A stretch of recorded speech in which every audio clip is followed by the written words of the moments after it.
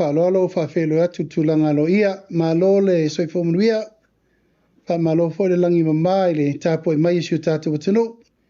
Sira mai mō mai fo i maoto malawa, ai mai se fo i po whea lava o mō mai enei whasi silanga.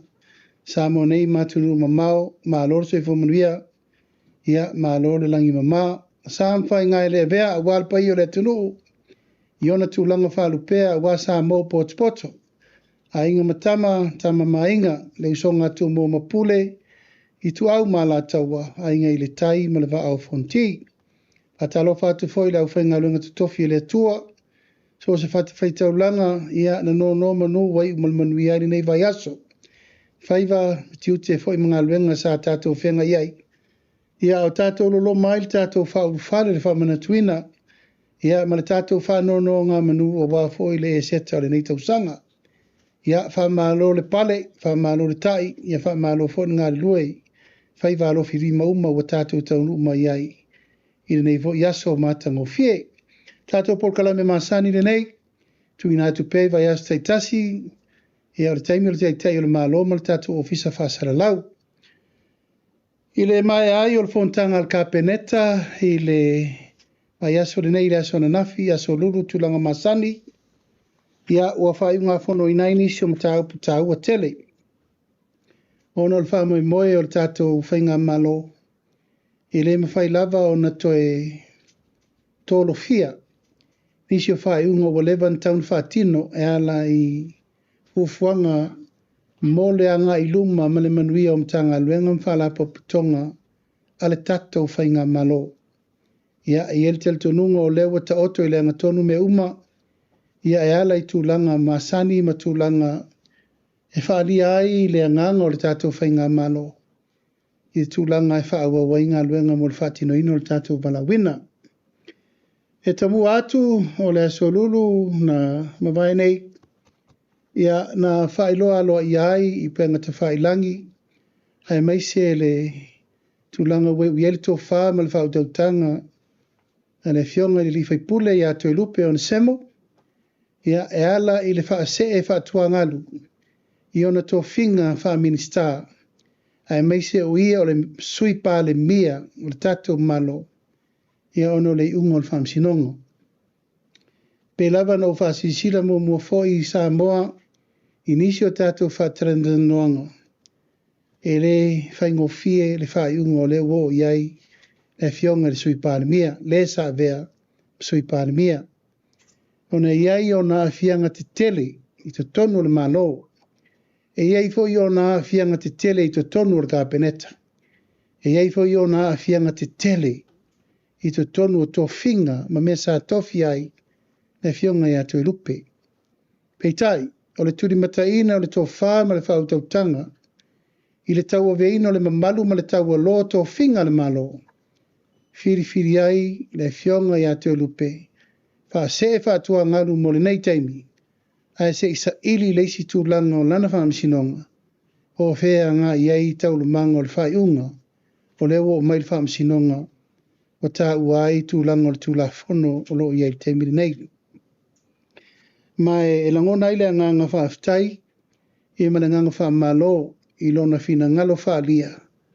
Ia e whaingo fiai o na tau ave fo i tiute au nei o le taitai o le malo. Ia ma le kapeneta. Hei lava le tū o le tau sisi o le mamalu ma le tau o loa tō whinga.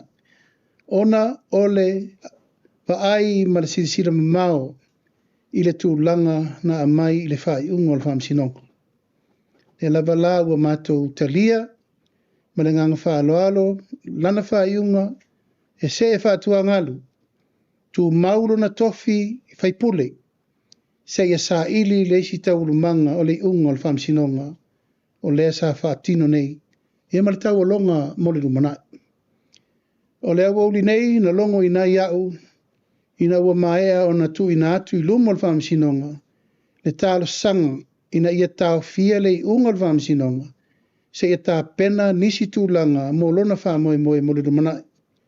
Ato ai ma le apili e tu ina atu i lunga o ai inga o the constitutional challenges.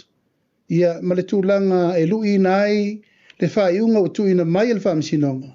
I lana ia te tau whaatangata nuu o loa a fia I lalo le whaavai o le malo Samoa.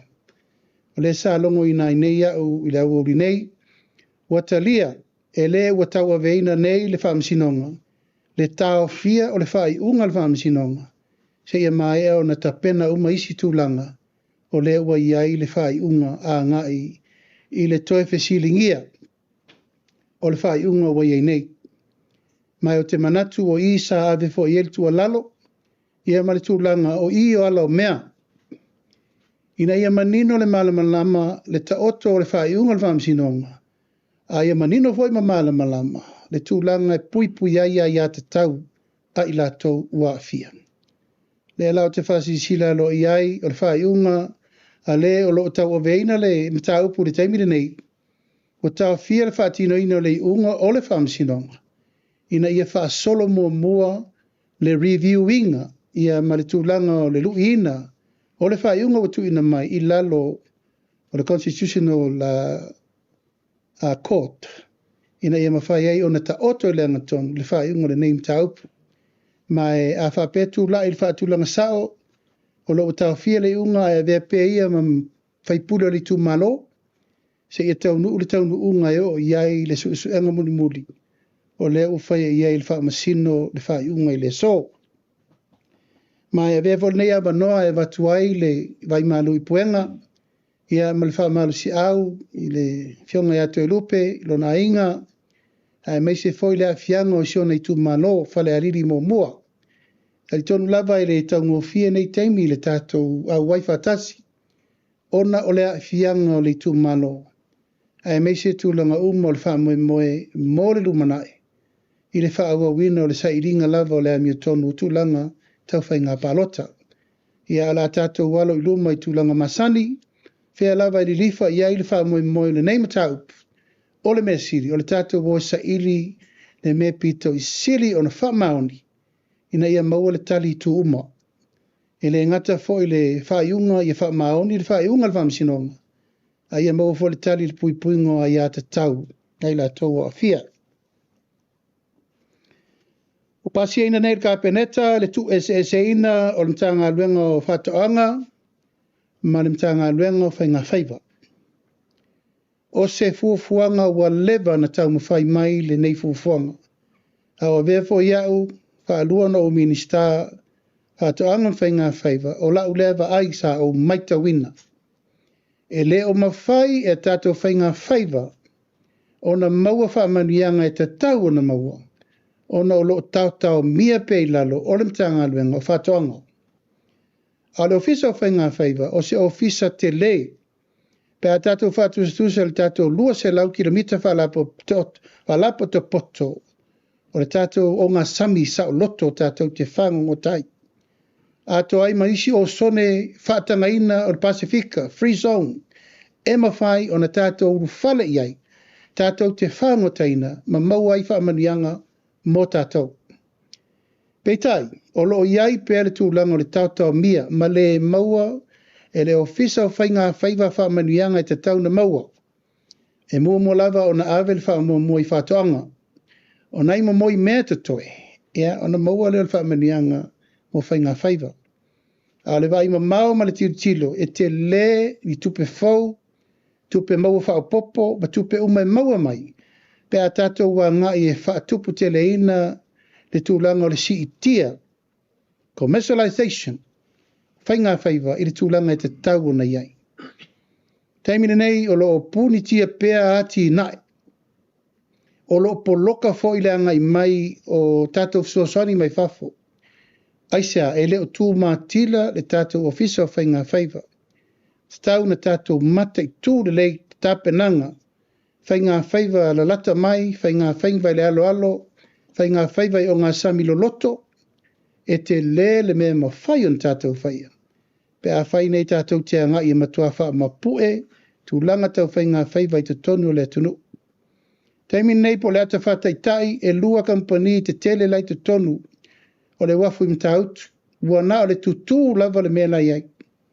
Aisea, ua wheo mia I tu lang o le wafu whaavao malo. E leo taitai lava le service o mea umata pena ai le mea te tau na whai. I re tei lava tā penanga au nanga o foi natu. O leo fufu ma mao le tātou malo ma mea uma mo le wha le leia o isi wafu o loi te tonu le tunu. E ave whaatasi iai le wha mua le wafu ia sau. Oina e ta tauna ta pena le lei e mo mori iai wha ngota uma nei ta mi milo le vas Pasifika. Mo mai sa ati mai nei utai. Ia male awala e whai utai anei. Taimi uma na ona mai au ia to e wha container to e ave. Le ai mastato mea whai iai. Ao le mea tauna whai e tauna sa aki mai ia. Ona tato mai lo le prosesi e ia masafu. Ma whai le tau wha popo. Value added. I lungo ia nei. Ma amata i o ia amata le tato wharia. Maua ngā lue ngā tangata. Maua le tato export. Maua le tupe wha popo. Taimine nei masalo pe na le 10 miliona le tau sanga le mea ne tau transshipment. Na ona mai au ia whai container ave loa.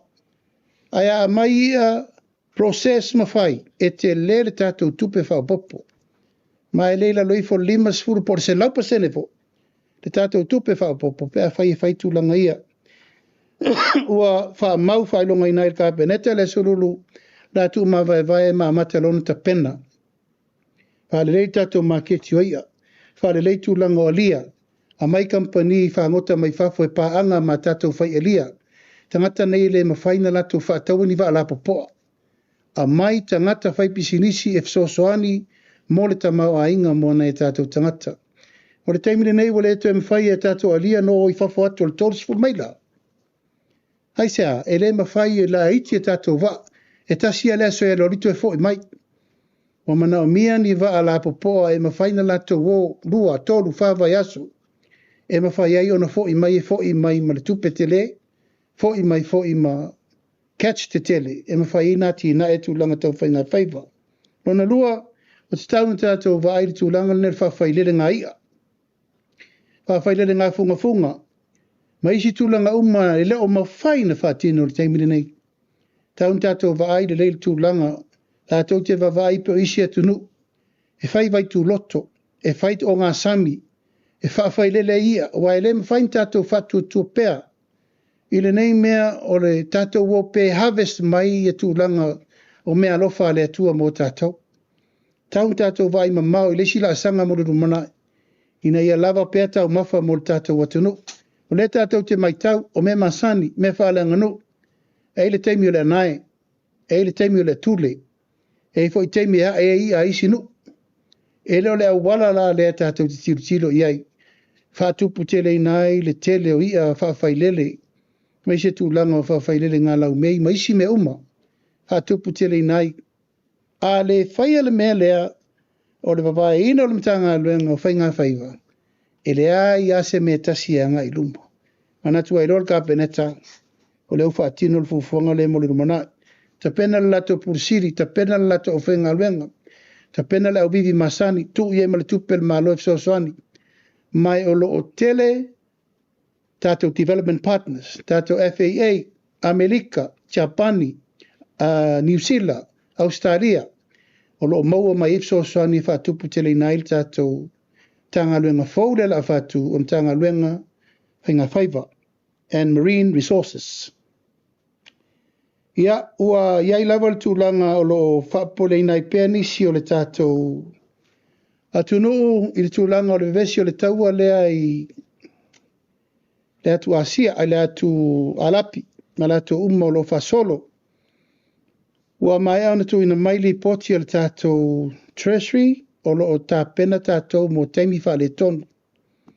Tātou te lei loa po wherme o iei tau rumanga o le mele whai. A iei le afianga o mai a tātou, whera wa ingo waa, o loa ngosi, o penisini. Ia ma mea mo whapena langa o leli lifa tātou. Fitus food, valsu pasene. O loa le tātou te ola whalangulango iei, o imports. Ma taun tātou ti tiro leile awala e pito i sirin tāla whea ngai. E lava o lewa ngai pol kalame le malo. A tupu te reino tau mawhai tono nuu mai tu malo. A me se tā penanga po whea lava e o iai wha moe moe. Ia o lo lava tā pena fufuanga o whonga tau maha. Me se tau singa o tātou tunu. Fufu tā penanga pe ono whai atu tā waile wafu ia sau. Ua mata whaataranoanga le tātou OPEC, e ta pena nisi tane te tele, mō le stoa ino le tātou swau. Nono winga, ua tātou toi fo i al mesa tātou iei, o a sau sa mata mai iei, ia tūlanga te tele sa iei whare swau, sa tā ofi, whare swau ina. Peitai, ia le lava wa mai uma mea pia. Nono winga, o leo tātou o ne ia uni, e lo iel tātou reserve, tātou te le lore si mei tu atu.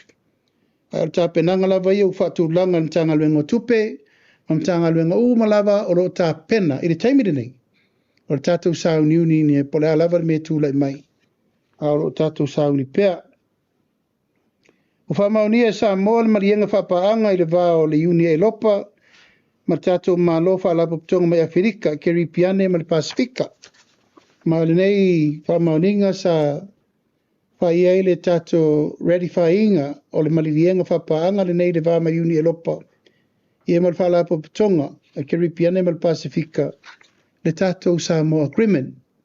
O le mea o levan tauna whai a le ua pato a whai le tūlanga o le whamoe moe le nei ma le ua mai a nei. Le whiangenga sa sainia i nei le tātou watunu lua wheru futolu, pei tai o le whangangoina o vaenga i malienga. O le la ua whaasolo nei mo tātou. O le sorulu foi na pasi ai le tasi o tofinga o fisasidi o le pulenga. O le pulenga o whailonga ma tuisi pasi tau loa SQA. Ua toi whiriwhiria i nei i le kapeneta, le sunga i atu pai pira peilua. E vea mo fisasidi o le pulenga o whailonga ma tuisi pasi tau loa sa mo SQA ma o le luna lua i lea o le hoitamari o le tunu ui fufuanga tofinga le nei. Ia, e lava le tūlanga o le vatu peo le whaamalo si au. A tonu o leo toi whiriwhiria e o lo le leiringa luenga o whai. Ai wha lei atiri. Wa umano u whautua ina le fionga li loia sili. Toi sila le lei i kon kalati a lato umanei. Whiriwhiria mai i tūlanga o pūlenga le tātou atunu. Lo iei nisio ai inga te tau o na toi whatūlanga i te tonu. Pena iei o le whatoa mai o na whaile ufuanga le pisa si. A whai whiriwhiria i tūlanga maururunga le malo, iei tūlanga tā pena le lei mea uma. Le ngate ina marupui puia ngā luenga le malo o ngā luenga le o lo whiriwhiria. Ia, matu watu lo iei ma le tātou drug test. Tasi nā ia inga tā ua le ufau tonu o tātou ai inga umanei, mo le tātou whamoe moe. Tō whinga le ofisa siri le pulenga le tanga luenga o ngā tālonga manganu, ia o le ua a whaitasi le whina ngalo le kapeneta, marmirianga a le fionga i le ri minsta o tofi ai le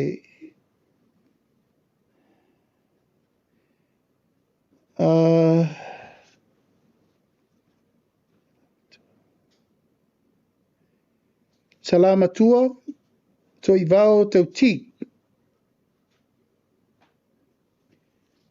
Ia, o lea ua whaamaonia o ia le nā lea ua tō fia le kapeneta. E vea ma CEO forward tātou tanga luengo tālonga ma nganu. Umi kere lengua. Salama tua to i vao tau ti, whata mari Terry Lawano. Lengona ma. Ia, lawa kupengi e kiuwha peo lea mga ia le tō whinga fau al tātou tanga luenga aonga, whaisi umi o whata vale neim taupu.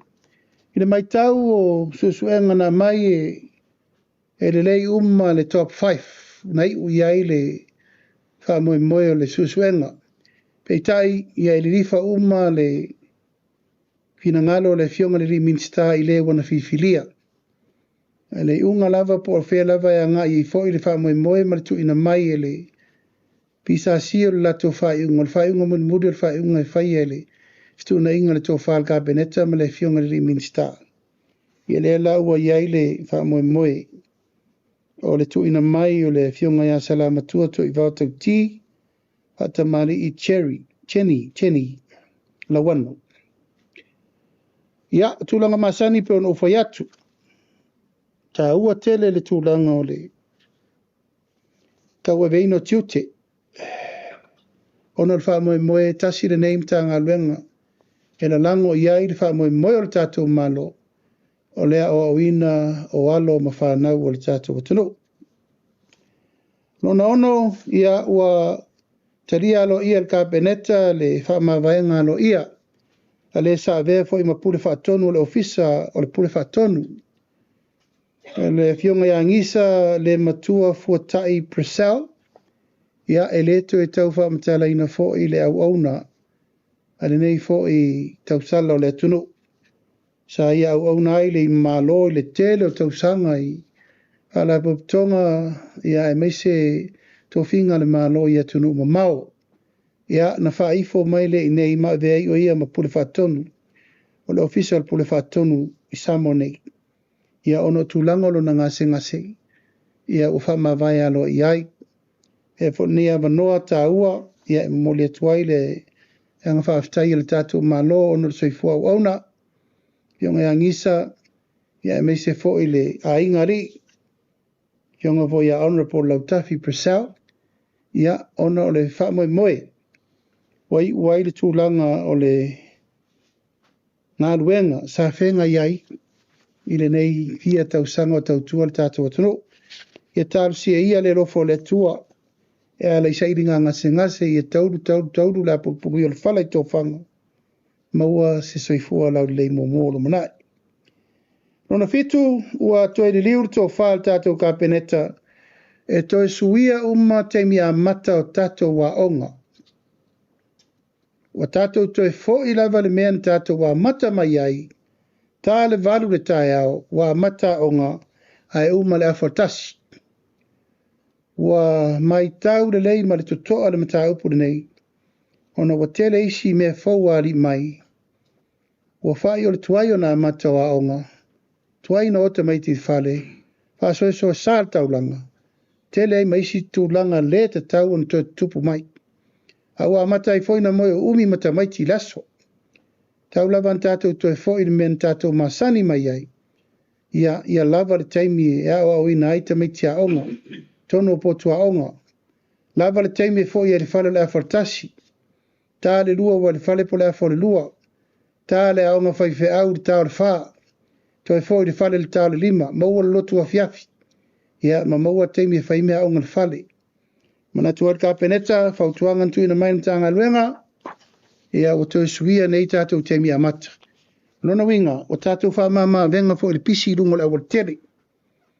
Lona winga tauna tā atu le fitu o i lunga umata vale le awa onga i lunga le awal tere.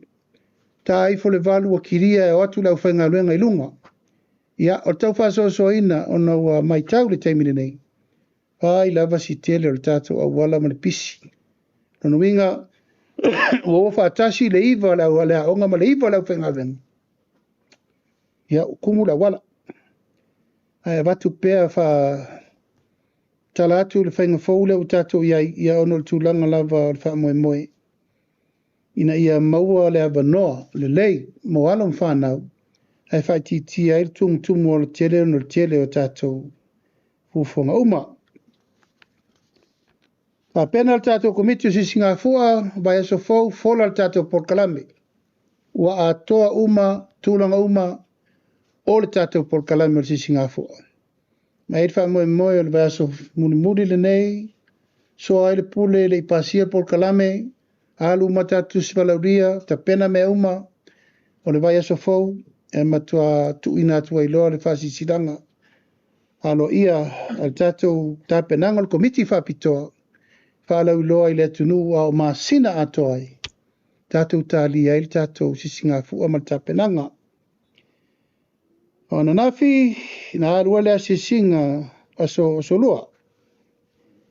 Na arua lea sisinga lo ia al tātou komiti whapitoa al kabineta. Ma sa sia o mai nisi o fufuanga nei.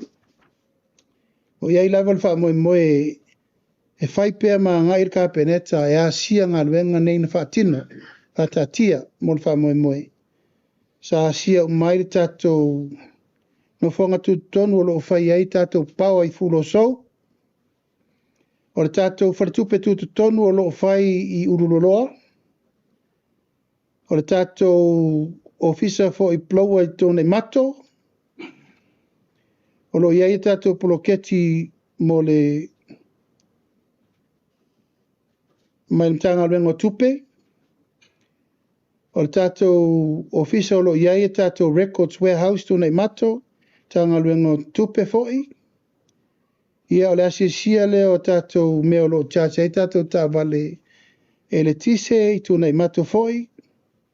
Ia asisia le no whanga o lo ngosi e le pao i fianga. Ia o le tūlanga o lo ia i le tātou ofisa le ta pena nei mo le tātou talo le tau. Meteorological Office i whale lau niu. Asia le tūlanga le tātou Samoa Police Training Academy i ta whaingata. Ia e meise foi tūlanga o lo ia i isi e tātou whamoe moe o mea lo whaunga ina e le tātou soifua malolo ina e susunu ina i o ta ota. Mo i tūtino ma mea umo lo whaunga ita o tonga al whale mak. Ta whaingata. O le tūlanga o tātou masini umaneina mai mo le tātou poloketi o le mechanization. Ia ma le tātou whale packing house folk. Mai eilo nei tūtā ua tele o lasi singa nei. Tātou te iloa ai mea o lo o te tauna to e wha umalelei. Ia ma mea nga i eri tau pulenga mo le wha uawino nisi o tātou poloketi folk.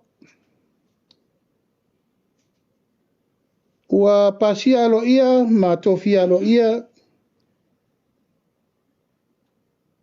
Se vai mele mele le ACP wha mole Catalina, Sapporo. Ua lipotia mai le tātou fisa whainga palota. I le vāo le 5 ma le 6 afe tangata palota fau. Talun wha asoro le tātou polkala mer se lau 5 sfutala. Ia ono wingol to o tele leo tangata. E le i le stala, i le tunu. Ia, o lea na tau mai nei e le ofisa whainga palota. I le vāo le 5 ma le 6 afe i la tau. Ia, ua le stala, o le tuta ua le nā. Ma e alfa moe moe le te taunto e tupu ni meo le stala o isi, a le skala isi. Tau laban a tolu mela. Ona alfa moe moe tātou whainga palota mo le rumanai. O le tātou tala muli muli, ia o lea e tāpena le malanga le tātou malo o te aluai, i le awa iatu, i le toe sauninga, o le efo isa avea mako vana o le malo tutuila ma manua. O le tau whale to o ia lolo matalasi molinga, ia e whale la wasi le vai aso fau, tāpena ai le mwhaina tu ua le nganga le. So tau au, ma le foi tai o le atunu. Sa avea foi le fionga i le o e avea mperistene le senate i tau sanga o mawai. Ia avea foi ia mako vana. O le malo Amerika Samoa i pae inga o matu. Ma e vel nia vanua e watu ai foi i le wha maisenga. Ia ai maiser whainga malo a inga, ai maiser whalitua man no whaalo. Tau pule ia i le wha moe moe le malangatu i tutuila. Ia uan wha atasi atu i tue sauninga. O le tofa ia lolo matalasi molinga. Ia, pauna o naim taupu, o manatu o lava nam taupu. Ma o tau man lama le la forsanga. A tonu ele eise toi fesili ma sisi o tau. Se i wha amanino mai le to finga lea o Sapporo na whasisila lo i le munu detu lea. Ia e tala tu pele ava noa. Mana ngang whalolo. Sa no la fionga, whaftai tele la malo o vanua. O la fisiri mo mua whaman mole la fionga ia. Tei loa wo no ine o masina talu o na tula i mail whainga malo. E mai lava leo na masina ia. Sa mai tawina lava tele lu i tau fionga i malau fionga. O a mai lau fionga. How are you? How do I look? Wala sau si sila mai lau sau whaiatu. Manuia me uma. Iailu i tau wale soifuanga ia ma taimi uma e whaasolo i pia me uma. O le lofa o le atua. o lo mawai pele malo si maleola. E le whape le ise whawhitau le ise fo. Ai o le tūlanga lava i el whasolongo ngaluenga ia ua lava tāpena po le alme tupu tātou na. Ale manuia whawhkai lo fisili mai. Tai lau whianga, o le isa ofisili ia, o le ua ta oto ia le unga le mata upu fo elfa amasinonga pe ona ia, le vai aso mawai ma lo lava le on sai. Em whai ona ia sau no, o whamania ina lau o whionga i le unga o ta oto i nei ia le whamasinonga. Ai me se lava e ese o mawaenga, le aso whina Ia pe ono whai atu, o le unga i o saul whamasinonga, o te whalorangia. O te whalorangia le unga na iu, ia ele whiwhiringa lo i sili, malana whai unga na whai. Ai te rera e whianga mo le malo. Te le. Le o whairinga ingo inga le malo. Tau si le mamalo o toi lupe. Se e whatua ngalu. Ai ta pena lana tangi. E le lau saurtari le sol tangi le nave. Wa ta ofir whai uma. Se e wha solo tau rumango le iloilonga. Wala na o mea. O le prosesi le na. Tatou taria la ia pura alisi la sanga. Al tūlanga lava ia te au, ua whaopopo le avenga ia te au nei, o le malo, tai o le malo, o tau veina le tanga rua ngā toi lupi. Se i whaatari le unga whamsinonga, po wheu iei, whatau am whainto e whiri se si minsta whaopopo. When? O le tanga rua ngā umala le sa vai toi lupi, o se matanga rua ngā, siri na te le tu, le o tau avea. O le winga o le whapoponga o le mele ia te au temire nei. Ma le whapoponga sa tau ave tue lupe. O le wa ia te. E le lai titi la ngā wenga. Au lo tau mo whai pia e vaile teimi mi whaso soa. E le lai titi wa iki kiro mai lau ke siwa fufula o mako pepa ma mea. O le ngā wenga whapopo. Ai le a whea le nā ma mea whapea i whatau matatau le ungan sau. Let the court take its course. Au ia mal tāpenanga le kāpeneta, le wha mātou tāpena mātou e tau fono ma tau whaile au wala, ina ia alu pēa le atina ina le malo. Pe iai, pe le iai toi lupe, o leu mātou tau whai e tau ave na le tolu minista. Taina whionga le ise ofisili, ona le sa whaitatou whilo inga le aso fō, whato asau na lau whionga le mata upule ua wha umal tatou whilo inga. Le mata upule le mali liu mea niso tatou atu nui le sa si ima i atu pe o atu fo i sosoani al malo.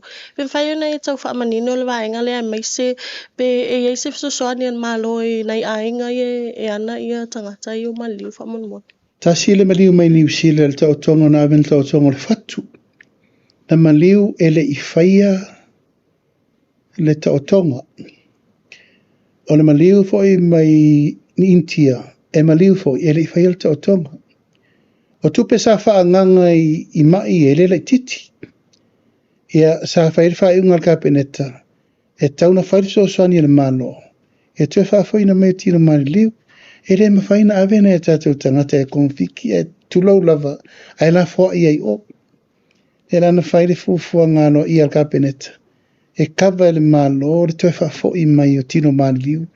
I e tō lua. We did our best. Le ale mea nei iai na ave ma le talito nunga e so i fua maola pea. Ma e au tato iai le tala lea.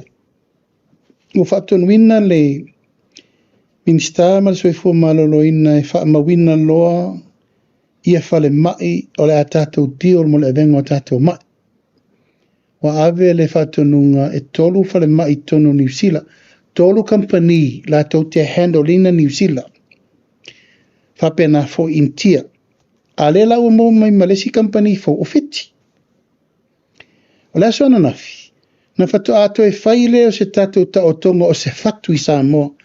Talo mai lua fe sufitu. Mai no te talo i le atua ina ia manuiel ta o tonga ana nafi.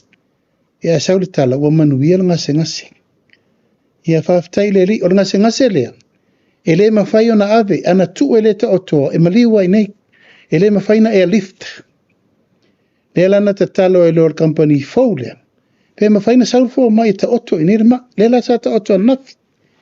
Na saula ia supervise, ai tonga fiti e tatou fō mai. Io, o le seitu tā ua le nā langa o le mena nā leta pena. Ia mai so ni whapea i capacity building mo na e tatou tangata i nei. So I was very grateful i le tau mai. Na sau fō mai lea, whailta o tonga, supervision, ai whatino e tatou fō mai. E lano mai ana nafi, matou whiro i fifia, lai whain matou whono e. Sa ili aini company e wa ia tatou mai. Ia e tau me umanuia. Tatou fō mai o tatou company umaia le New Zealand. O tama whanau ma Samoa. Mua, e le ai ma se Samoa e tasi sa iai. A tama whanau umana le tunu, company e tō top. Le ua mai e ofa ma le lato fsosoni mo le tunu. Ma o te fia fwe whailoa atu le o se tasi o tama whanau wa leva nei le alo e whaasino ia a Mau, Patrick Cheng Mau. Ia ma le alo e whaasino ia Pari Pesivo, Te Wila Pesivo. Io e o tatou tama whanau wa leva na ngā rurua i whafu. Hai whawhetai o lato wa nganga wo mai e vaai le whamoe moe o le se tasi foi o tamaitai o cruising. Sa rifo vai e te au i o toto e New Zealand o mai. O manatu ai, whaonga ia tātou tangata. O lawa teime whaonga inkia, Malaysia wori i resa i o i New Zealand. Ai sa whaifo le lato tautua.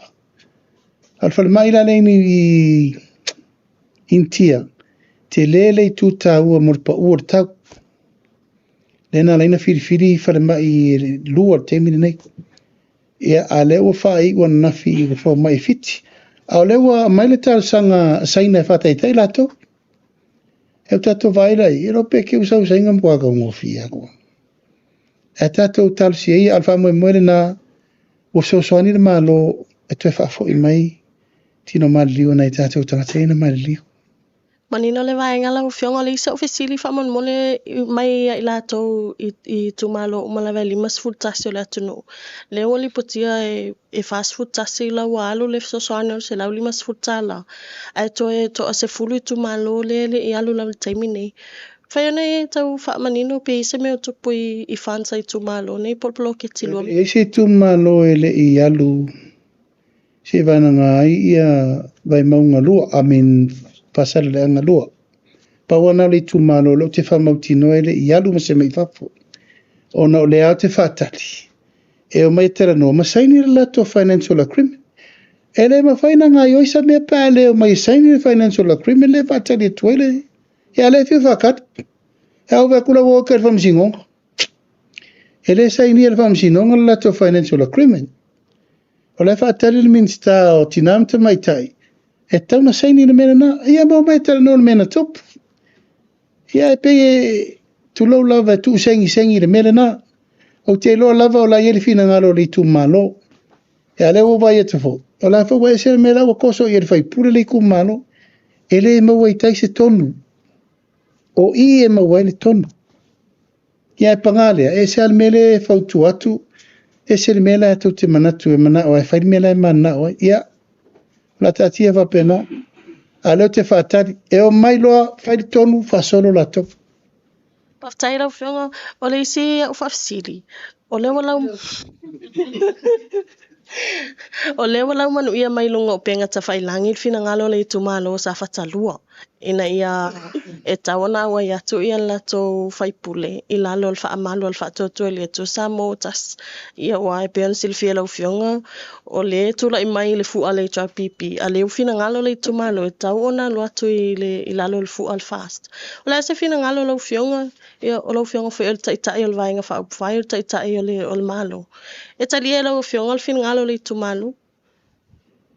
Ia, au te loa e leise si o Samoa ele iwa ai le mela wai ui el tō whari tu malo.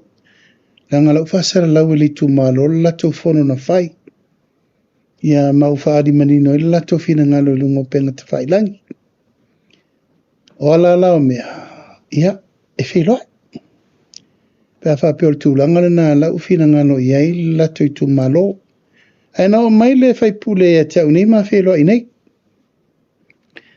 Na o mo mai ale sui o le fast leisa fata tupai John. O le Kate Wade na o le tangata rena sa tau vai lalo o le whātua tua i le atua sa ma utasi. Ma o ia voi lana whiri e whai matei te whono i le taimiri nei. I lau la mai tau, wa umana soa le pule le vao o tu ia ma John, ina ia o ia lau mea. Ai, o le whai unga, e whai le vanga whau whai. O le alai a mata e whono tae au le vanga whau whai. Tā le iwa, e winga le mta upu lea.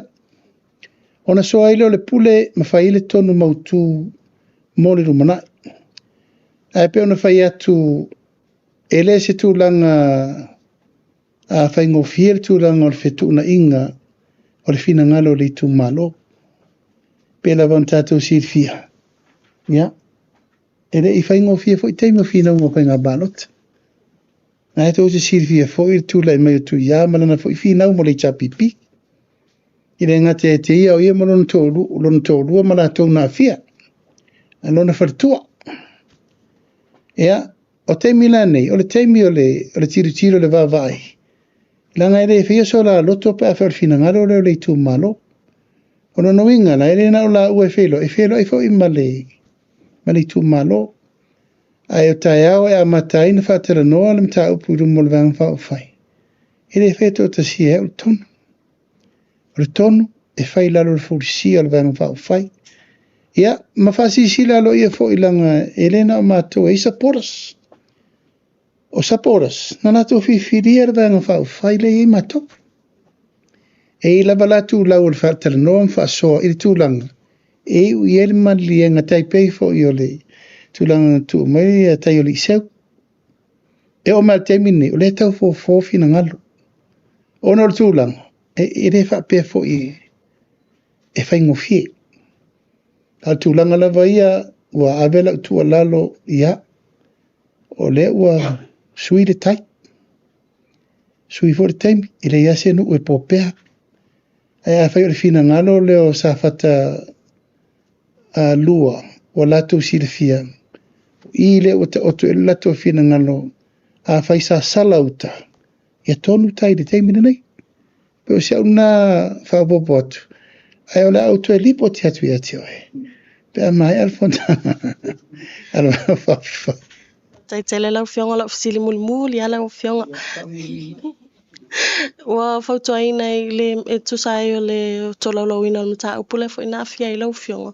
Le fautua ina e tau onto e whaia se isi su e nga fau I le mta upo wa lea la vai whailonga fisili. Ia le sa afia e pe maliu ai ia le tau le lea. Pai ona sau noa lau fionga pe ua iei se plan mo le mtanga luenga o leo taimine po afia fo e to e amata su e nga whaaman mole. Ia, o te loa o le unga le na sau whamatala le mai ai ele fionga te mai tei whamasino me tau na whai. Maul mena na whai. I re tupanga e noa I whapea le mta upulea. O leo o tu ua ia tuai mau mani mea no oru whai. I le anganga mama. So soani leo tau sa iri tangata. I leo a kuur sa iri ngoro ngaka. Ai whaasanga mai sor kura whongolo. So ngong oru whai. Ma kuasi se I singi me sa whai. Arupu sa orna. Le susuanga mua le susuanga lo na lua. Ia ai so soani susuanga lo nkoru ai whaasanga mai pingya. O le me sa orna lentup. Ale I lau wha longo verbally le na whai tonu whamsinonga o lau wha mua na le la whai. O te le alo ese I le suenga o le tangata na maliu tu au. Se I longa lava e maua. Mai leise me le maua I lalo le lane. Oh yes. E matua sue whatapito. Se I maua po oai na la vea I tu au. Ona ia ua makua I kele le maukala. Ma kele le vevesi. Ma kele kupearu. Ma kele le aula lafi. Ala e la sau whairi ngaka. La sau whairi ngaka. Ia me po ai. Ona mena le la whai. Lona lua. o le mea le whasanganga me le tangata wale inoa. E le whaia ma se mea tasi leo leo na susu. Ala ka kia whanganga. Le i mori mau la wai ftimo leo whanganga. A bifa. Lona tolu. Le a fianga o whala uwhasaina tono na taupu nei. Ala e kaloka la e kao fia i kwasam. O mea le la mai uma i luma te mine. Le se mea, as what the judge said, a wana i se maa le fudia. O wa umana na whaire tūlanga e matua sa ilia priority. Le la whain mele mai le aise si alo. I lawa ina tele fo i upu matala i lungole. Penga ta whailangi a tātou leo sue le menea, sue. Ma e befo nea wano tau o te tatalo atua i le pa ia man mamalu o le tunu. A whaio e si la fia se wha mata langa i le mata upu le nei. Wha mole mole. A fio mai, come forward. O le tātou so ani le mata upu le nei. E maua ai le wha maoni. Ma le umina toso o le maftianga o le ainga. O lo le mautonu po fel me wanga i tuwa i lea. A foi lo mai si talana. A foi e fama le faiele moriango tu le epa. A tuwa ia o vaele ala ilo ya. Na wai lumo pam sinoma. Ma tele i male nunumi al mele atu. Ai o lau fesiri ma yes. It's a priority. Yes, how not? Whaatai lawa fionga molo. Whaatai lawa fionga molo wawanoa. Ai o lau fsiri mua ai te sai o lau whalasanga i le mta upule ai le tu SSA na mtanga luenga lau whatuang. Ma le whatu ina mtanga luenga fōleo whai ngā whaiva. Lawa fionga he tato proklame fo i lea o le ulua i selenga. Po feo wo o ia le tato proklame lea whaamon mole. Ya, wa be se whai ngā malore na umane.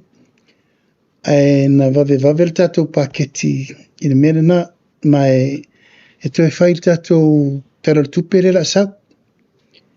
E tauan toi wha awau mene na ai mei sei. Ona li liu umane me whai aurua i se serenga lima sutasi tu malo. Le ufa mautu i re toi tere se tupere o le lava la wha anganga i e tūlanga o so soani e whono wha mai. I msin tupe mele malo langa taua mantua fo e ono se lau wafi. Sa whare tau wanga i sa vai maupotu. Ya, ora na ono se lau wafi na sefe mai. Ona ile tele ni tu mano na whairua i se selen. So now, alela una i de mea ina ia tofu le lima sutasi tu mano. Alela tu e wha tūlanga ni tātou tarar tupele la. Malo whaatai manino le tūlanga. Le mta upu fo i o tātou whala au whasaina ia o leo wa mai e talalo ia fo ia le fo i tamu whai ngā malo. E lawa fionga pele i o mai ni reporti fo i lea mai ni mta ngā luenga pe o iei si wa maua wa afia. Ia, se i koe whaira i. Ngā oa ua langa pasi lau test. Mai o te watu lau tala le atu ila epa malala le pule. Mai whairua test. Ia, le ala tato ilo tonu al mele tupu. O mai whai test. Alo na o la sen tatu le srosia o lua whairua test. Angon mele wana le pisai nei o le tua ia. Vai mai o le drug lord. Te le uporo wa fianga le waa voden sa mai tutuila manama o mea. Ia le ufai lau test. Ia, kilia i me uma. E o se pia ele i mau se pia ele o tino. E a le whamatalanga le na le wha solo atu i le pāre mene. E o atu le whainga testi tei pāre mene i le si fontanga le la so ne pāre mene ia mei. Ia nei te ila ua le mumusula ua ila e whai test. E maua ila ina ili a mei. Atu le minul srose o e. Ta fultata mo le whampa o e whai test. O le sia ofsili wha amal mole la wa fionga ia wana nafi le wha unga fo ilea tato University of Samoa. Mai ta wina fo ilea wha unga le toa tele o le numero i lato sa wha wina. Ia ele ngata o wha nau fo ilea na maua i wha ilonga tikeri ma isi wha ai sa mai ta wina fo inisi o tangata wha ingalwe ngal malo. Ai o se tala fo ina maua o le toa tele o mātua le lato wanganga whaftai fo ile le sosoani al malo le tawa lato i fon whaavai. Ua mafua ai o na maua fo i whailonga na lato whanau. O le wha moe moe na le tātou malo, o au ia, o tautala pia uro tū malo, so e na ona le whaia o le piri, e vai atu rogo o urpe ako. E le lei mo le si tūl tangata whai whato anga. Ai a le lei le mawhau whau o le whai whato anga. E o le advantage la nena, o le pōnesi le na o le alu o le tamatiti e whai whato anga. A le lei le mawhau whau, e whai lana marketi skio. E masu eisi me whau popo ilo na mawhau whau.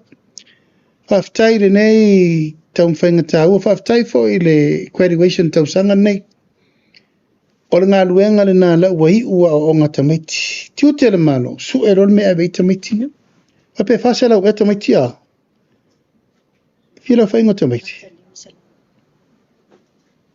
O le tiu te rola le temiri nei, o graduates nei every year. Whela me la awe i tamaiti. O le tūlanga, academically level, yes. Evo la ma le tūlanga o le tau whail tūlanga o tātum tātai ese. Skill building. Iei tūlanga mei e metau. Tātou e kai me mkwa le leia ma wavolga mi kiki e le leia ngā lima. Ia mau ngā mawhau ngai whao ngā ai o na io e whawhitai ke loa lava e te le le fsoswani le tātou whunu whaavai. Mai a wanoa pē le poroketi mo tūlanga tau o onga. Tau sanga fōu, tātou whasolo mai ia o ngā mata, a te tai, e se por kako por kalame o mor kausang fōu. Ia mai tā ua tele le tūlanga o le whātupu tele ina, e mori fo le ngā whawhitai, o le whamano i alato umana whau, i ne tau sanga. Whaftai ona sa i lawa whionga. O te manatu o tātou fisili muri fo i lea wai tasi ala o fisili wha mole.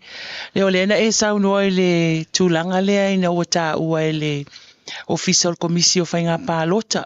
Lima afe i le ono afe i lātou le stala fo lena iai. No wingo i lātou umai e le i restala le tātou restala fo i le sa whai. Po le ase fina ngalo la wafionga na whaafisili atua po le i le tūlanga fo i le asa whaapea mai le official komisie mōli ai la tau ele i restala po le ase tūlanga wata o toi. Ia, ua umang wharku rafo. O lo le skala mo lo le paloka whasala oi. Ia, e rua fe el le paloka. Ia, le skala fo ia.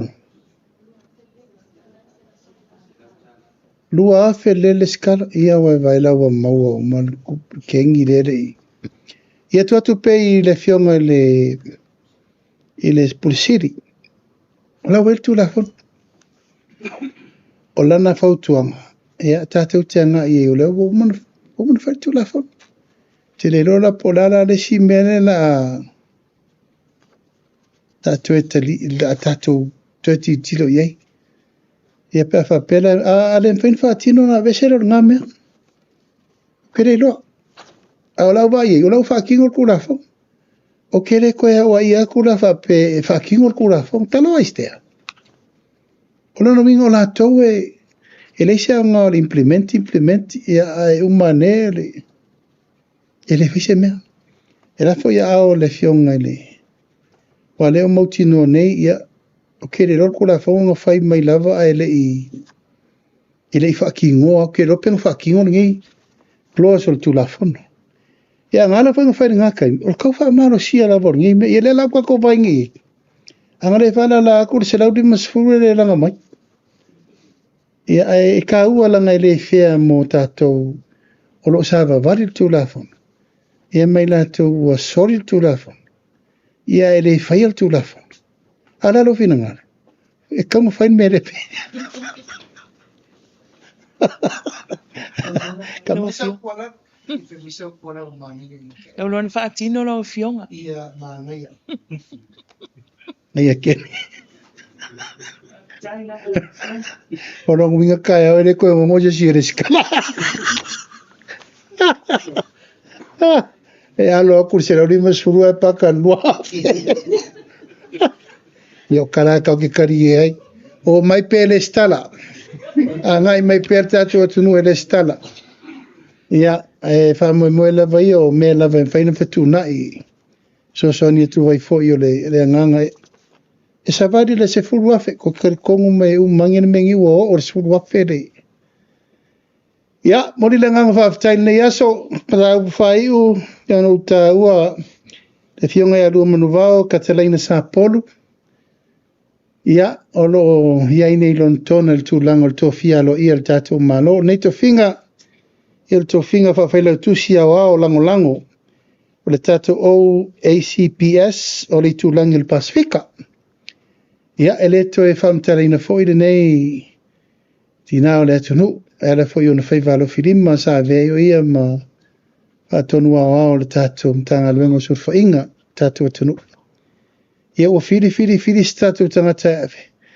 Ia e whautua mai ia le tātou mtanga luengo al Foreign Affairs. Ia olo ava noa le fionga ia lumunu bau. Ia le ana ave lole endorsement na Samoa e lango lango le tātou Sweden ia e sau e tātou manuia. O fōringa vaia lana, o le vai maua lunga mai o tunu i whafu. I le tātou endorsement o le tātou candidate na ave.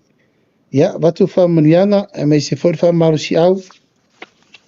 Whenga i whiau matiute mga luenga o le tātou atunu. Mo le atu le nganga whaftai tele, lau mai mo mai sa mo le neitu lau le aso. Mo le atu fōri whaftai tele i tūlanga uma le tāpo inga mau. E mei se fōi whai valo whirima o lo whaatino i pēru tātou walawina wasi o tātou atunu. A māloro ngā lue, wha māloro o nasai. Tātou iei le aso whai ufo le nei vai aso o tātou te no ai mano.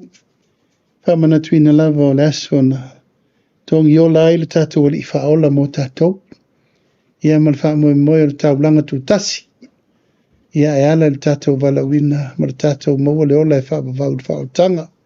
Paulava leo le apopo inga sa moa ia i pēr tūlanga o saunga le mui wheo inga.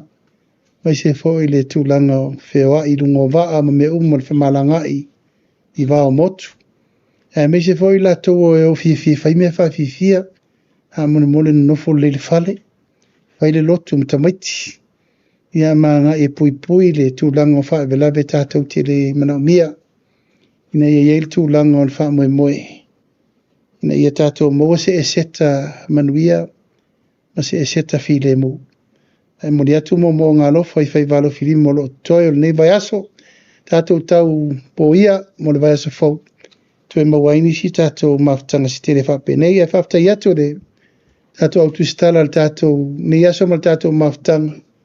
Whaftai mo fisiri ma me uma whamaru rua tu foi. Se upu e tau la ulu ma le tau tamali i whafonga mai Samoa e mai se le tau whai atu e tali atu tu fisiri. Ai manuia tele nei aso Samoa, manuia le aseta soifua mai manuia.